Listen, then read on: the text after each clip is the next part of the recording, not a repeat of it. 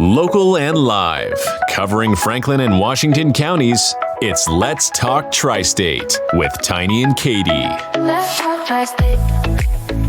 Thanks for joining us on Let's Talk Tri-State. I'm Tiny, and we are joined by Louis Scarantino. Louis, how are you today? I'm good. How are you? Doing great. Louis is a motivational speaker and autism advocate. He's online at louisscarantino.com. Now, let me spell that so we can get everyone there. It's LOUISSCARANTINO, louisscarantino.com. The overarching topic today is navigating autism spectrum disorder. Now, Louis, take us through your story and how you got to your area of expertise. Well, I grew up on the autism spectrum, and I had many different struggles, from nonverbal to school struggles, and I struggled. I struggled in college as well, but I overcame all that by graduating college cum laude. And I followed my dream of meeting Shania Twain on stage back in 2013, and I worked many jobs, and I traveled the world on speaking on the spectrum, and I overcame a lot of adversity by doing all that, and that's what led to advocating for parents, educators, children on the spectrum today. What do you how has living with autism, Louis, shaped your view of the world and fueled your passion for autism advocacy? It shapes my view by making sure that knowing that everybody with autism, not everybody with autism is the same. Like, everybody is different, and I overcame adversity by going to school and having great parents on the spectrum, and making sure that I have everything I need, and having a good support system in place, and making sure that I listen to those supports, and helping other people, when they need it as well. Louis, did you say that your parents are also on the autism spectrum? Did you They say are that? they are not, but they work in the mental health field, and that's how they give me everything I need. Yes, I understand. Now, what misconceptions about autism do you most commonly deal with? That vaccines cause autism, that people with autism, aren't able to understand what other people with autism are saying, even if they're nonverbal. People with autism, can't work jobs. People with autism are dumb. People with autism can't, make sure can't go to school and succeed, and that people with autism can't go to school and have a great life. So when you say you overcame adversity by attending college, does that mean that just going to college helped you overcome adversity, or there were challenges or that you thought were going to preclude you or keep you from being able to attend college? Because what I want to drill down on is, what is it that you did that got you to the point where you said, you know what, I'm going to go to college and I'm going to make this work? Well, there were many challenges I had in college. I did struggle with the coursework at first. But then I got the tutoring and the help from my parents, and the help from my peers. And my counselors as well, and that's what made me get all A's and B's, and make sure I had everything I need, to succeed in college, and despite having a tough high school career, but like overcoming with a tough special education teacher and principal and all that.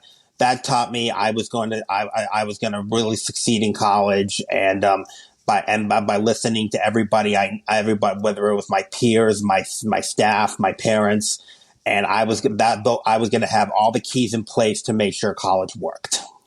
We're talking with Louis Scarantino. He is a motivational speaker and autism advocate online, louisscarantino.com. Louis travels all over, and we're so glad that he's carved out some time to join us today on Let's Talk Tri-State. Louis, if I may ask you, because autism is, and I am not well-versed, which is obviously why we would have someone such as yourself and anyone. So if I needed, for instance, if we had a segment about plumbing, I'm not a plumber, so we would have someone who's a plumber come in and they could explain that. But so when it comes to autism, we always hear autism spectrum, meaning that it runs the gamut of many different things. Where on the spectrum did you fall? Talking to someone like me who may not know, I've heard of, Asperger's and Down syndrome, things of that nature. But where are you on that? What are your challenges based on your autism diagnosis, or where you're on the spectrum? I would say Asperger's syndrome. Although my doctors don't really diagnose me with that, but that's where I would say I'm at on the spectrum. The challenges I face are like cleaning my apartment, cooking sometimes, sometimes with other behavior problems, like struggling with my weight and struggling to communicate with peers. But like I said, I could talk very well as I'm talking to you right now. I could drive a car. I could go to work. If I wanted to go back to college, I would succeed in college. Those were some of the challenges and successes I've had on the having Asperger's syndrome. Do you find, Louis, that you are kind of like a sponge because one thing I think that we hear is, or those on the spectrum with autism, is that even if they cannot communicate as we would otherwise be communicating, you're taking in almost everything that is going on to the point where, because like I have the ability, thankfully most times, where if a lot's going on around me, I can push that out and I can push that away and I can kind of zone in.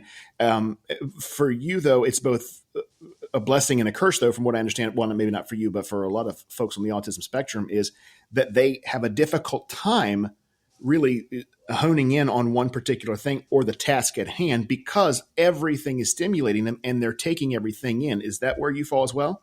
Yes. And how do you deal with that? Is it something that you just kind of like, okay, this is just how it's going to be, and I'm just going to push forward? Or do you have a mechanism that you use to be able to focus?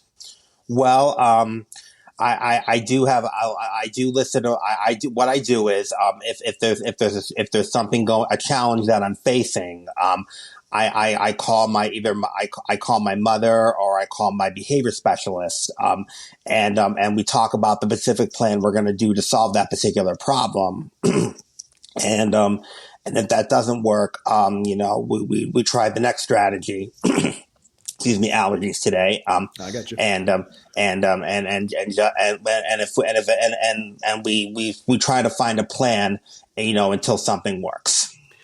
Let's talk to the parents, Louis, because what would you say to parents who are just now coming to a time with their child that their child is starting to exhibit some of the something along the spectrum? Let's say, for instance, some Asperger's. Things are beginning to manifest themselves, and the parent perhaps is in denial or they're struggling.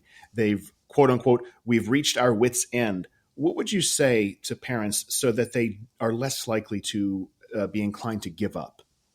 Well, I would say if they are in denial, I would recommend still getting their child a diagnosis right away, because early intervention is key to the child succeeding on the autism spectrum. Because once early intervention takes place, it's more likely for a child to succeed when they get older, like myself. And no matter what challenges their child faces, like my mom didn't give up on me, I would recommend their child don't give up on them, because make sure they stay motivated, stay focused, get them all the help, the support they needed. Like I got all the help and support that I needed, because all that's going to be key to making sure their child succeeds. We're talking with Louis Scarantino, online, louisscarantino.com, motivational speaker, autism advocate. Louis, in the final few moments that we have here, you've traveled all over, and you still are traveling all over, and you're advocating on behalf of anyone on the autism spectrum. What would you say is the most rewarding part of all of your travels, all of your advocating, all of your motivational speaking when it comes to the autism spectrum? Well, like you said, that I get to travel and and see many different places and inspire people all around the United States and the globe. It gets me. It's a privilege that I get to do this because because like my father, I love to I love to travel. And I love inspiring people. I love telling my story, and just that itself is just a privilege in itself. I don't know if there's really anything to add to that. But if I start, but I'm not a full-time advocate yet. But I'm working on becoming a full-time advocate. And if I make like money, like all that money off of it, that's going to be a privilege, but it's not all about the money. It's about making, it's making sure that everybody's inspired, there's always hope, and that everybody who might have autism, it's advocated for, and everybody can hear a great story like mine, and it's a privilege just to do that. Lewis, how old are you, if I may ask? Yes, I'm 33. Good for you. Good for you. So when you went to college, was it the typical timeline? You graduated high school at 17, 18, and then went right to college, or was it something that happened a bit later in life? No. I graduated high school at 17. I was younger than all the kids in my class. Most of the kids were 18, but they went in my class. And then I went to college right after that. Very good. Very good. Well, Lewis, thank you so much for joining us on Let's Talk Tri-State. Please keep us updated with everything that you're doing. And if you would like to get updated with everything Lewis is doing, you can find him online at louisscarantino.com. I'm going to spell that one more time. It's LouisScarantino.com. Lewis is a motivational speaker, autism advocate. And Lewis, I hope and pray that you continue with much success. And I hope before long you are speaking to stadiums full of people and sharing your story with them, because you're just a ray of sunshine, my friend. And I wish you all the best. It was an honor to be here. Thanks for having me.